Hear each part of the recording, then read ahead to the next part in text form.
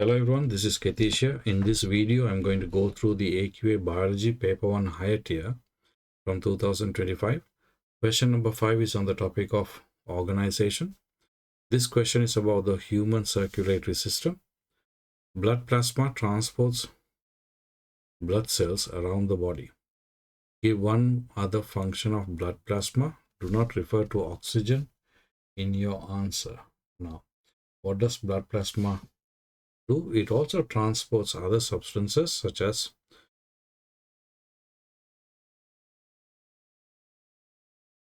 transports or carries hormones. You could also say antibodies, proteins, urea, carbon dioxide, glucose. Any of this is fine, but they are only asking for one. The main function is transport, so it can transport any of these that I've just given you. Figure 5 shows a red blood cell. So the diameter here is 6.3 centimeters. The image of the red blood cell in figure 5 is magnified 7,200 times. Calculate the real diameter of the red blood cell. Give your answer in micrometers. Okay. So you need the equation for magnification first. Magnification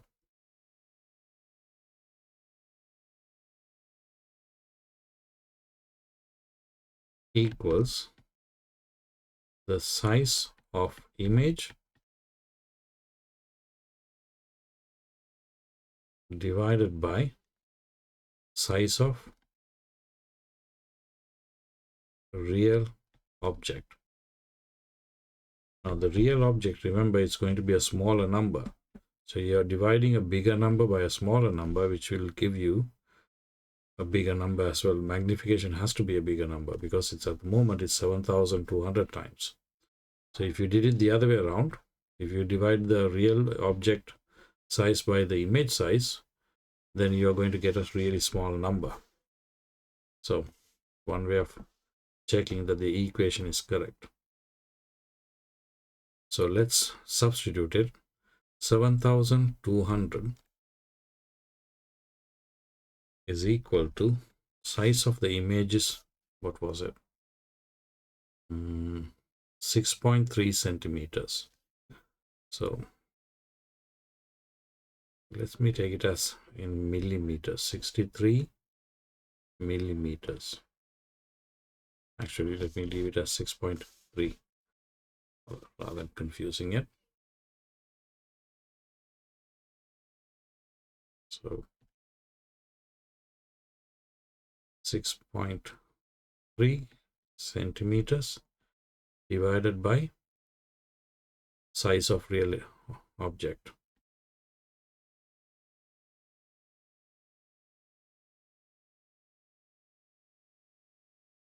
So rearranging it, size of real object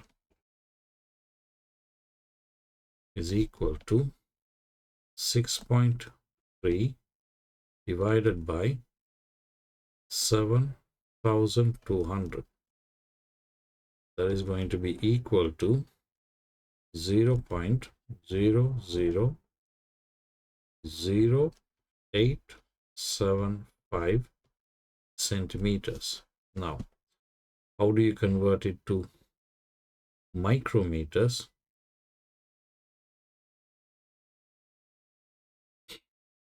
So if it's in, let me first convert it to millimeters. 0.00875 millimeter.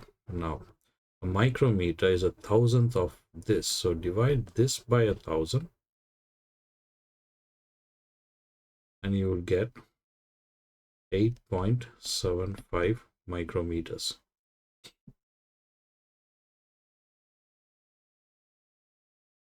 Figure 6 shows the heart. So you've got A, B, C, and D. Okay. Blood pressure is a measure of the force of the blood against the walls of the blood vessels. Table 5 shows information about the different types of blood vessels shown in figure 6. Now, let me label these blood vessels before I go further. So, blood comes through this way, enters the right atrium. No, that's the left atrium, the right atrium. So that's the left atrium. This is the left ventricle. This is the right ventricle. This is the right atrium. And these are tricuspid and bicuspid valves. So blood actually enters into the atrium, then enters the ventricle, and it's pushed out of the ventricle through C. And it comes into the heart through blood vessel A, enters the right atrium, then the left atrium, and it's pushed out of B. Now, what is blood vessel D, which brings blood to the heart? That's the pulmonary vein.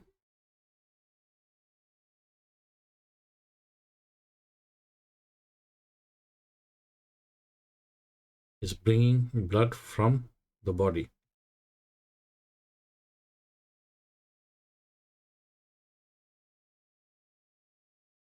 No, that's bringing blood from the lungs.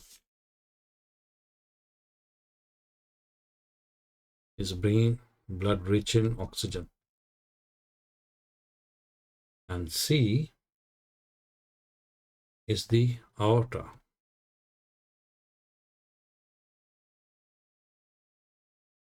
It is taking blood to the body, rich in oxygen. A is the vena cava.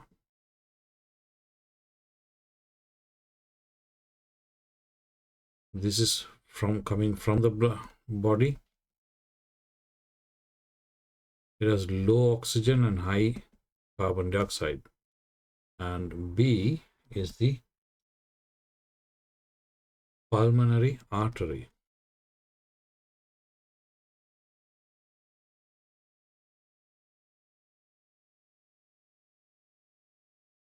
Where is that blood going? It's going to the lungs. Right. So, pressure of blood traveling through blood vessel in arbitrary units, 4 and 5. So, complete table 5 using the correct letters from figure 6. One row has been completed for you. So, 4. If D is carrying blood pressure at 4, then A should be 5.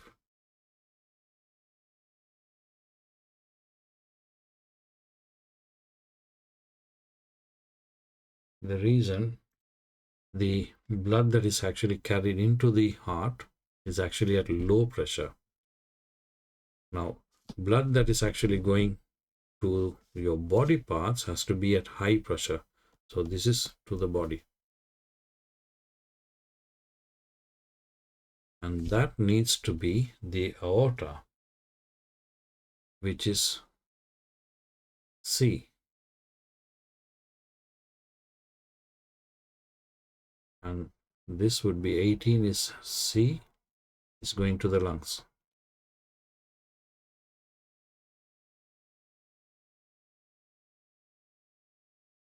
Name blood vessel D, that would be the pulmonary vein.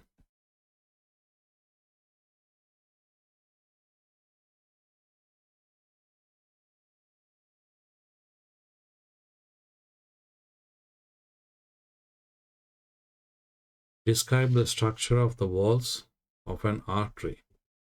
Now, the artery has thick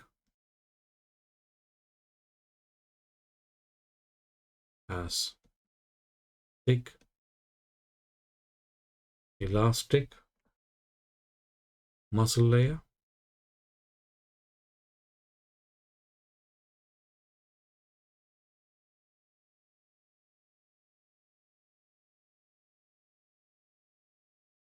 an athlete ran on a running machine. The athlete reached their maximum intensity of exercise and then stopped exercising. Had their usual use of oxygen recorded? Had the lactic acid concentration in their blood recorded? During the exercise, the athlete respired aerobically and anaerobically. Remember, respiring aerobically will produce carbon dioxide and water. Anaerobic respiration produces lactic acid.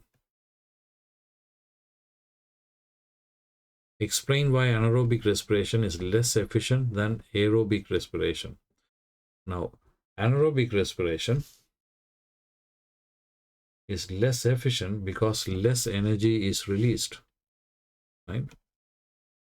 Since less energy is released. Why is that? Because glucose is not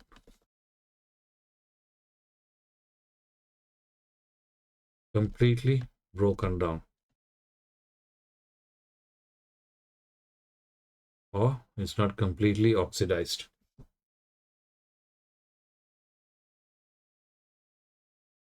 Figure 7 shows the athlete's use of oxygen and the lactic acid concentration of blood during exercise and after exercise. So the use of oxygen increased steadily and then it hit a maximum and it became constant. The lactic acid was low, then it increased steadily and then it decreased. So exercise was actually stopped here at this point. So once exercise was stopped, lactic acid concentration will eventually go down back to normal again to this level. That's a normal level of lactic acid. Why? Because when you breathe in, since you're breathing after exercise, the oxygen is going to be used to break down the lactic acid. Explain why the use of oxygen remained high after the exercise stopped. Athletes stopped exercising. Well, that would be because the person is actually on oxygen debt. So the athlete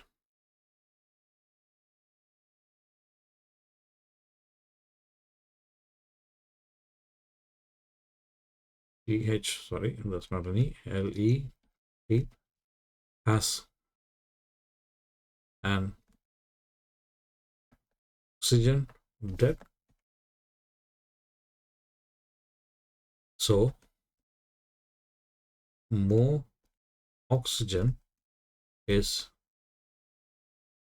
required to oxidize or break down the lactic acid.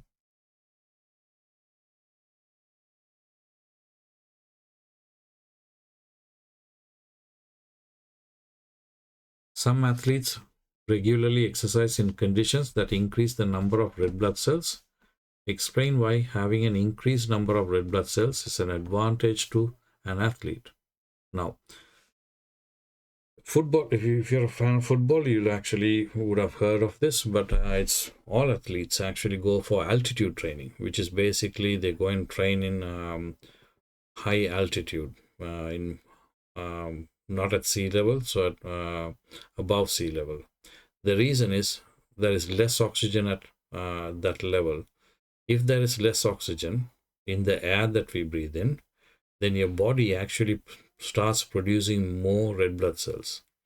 If you have more red blood cells, that means you can carry the capacity to carry oxygen by your blood actually increases. So